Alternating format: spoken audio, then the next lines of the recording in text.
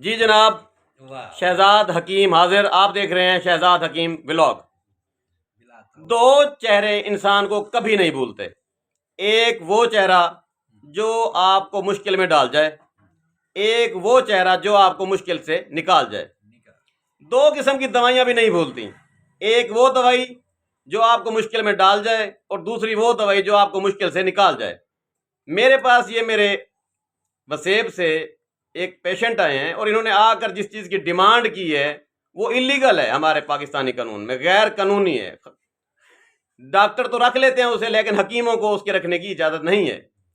इन्होंने आकर व्याग्रा गोली की डिमांड की है। मैंने इनसे पूछा है भी कब से खा रहे हो, तो ये कह रहे हैं पिछले 7 साल से। अगर ये गोली ना होती तो मेरा घर उजड़ गया होता।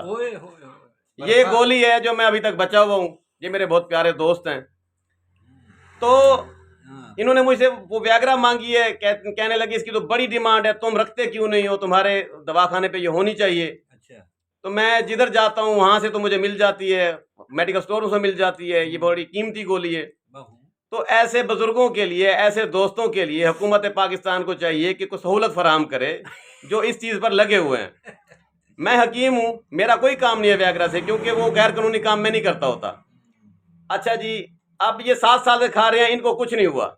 इसका मतलब ये है कि किसी को कुछ नहीं होता, किसी के गुर्दे खराब नहीं होते। एक इबाम, एक यूं के झूठ फैला हुआ है। अब मैं व्याग्रा गोली के फायदे भी बता देता हूँ। नुकसान तो हर हकीम बता देता है, उसके फायदे आज मैं बताने लगा हूँ।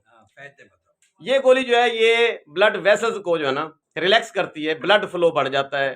खसूसन उज़्व तनासुल की तरफ ब्लड फ्लो बढ़ने से इरेक्शन में इजाफा हो जाता है और आपकी इनफर्टिलिटी, इम्पोटेंसी ठीक हो जाती है, इरेक्टाइल डिसफंक्शन ठीक हो जाता है।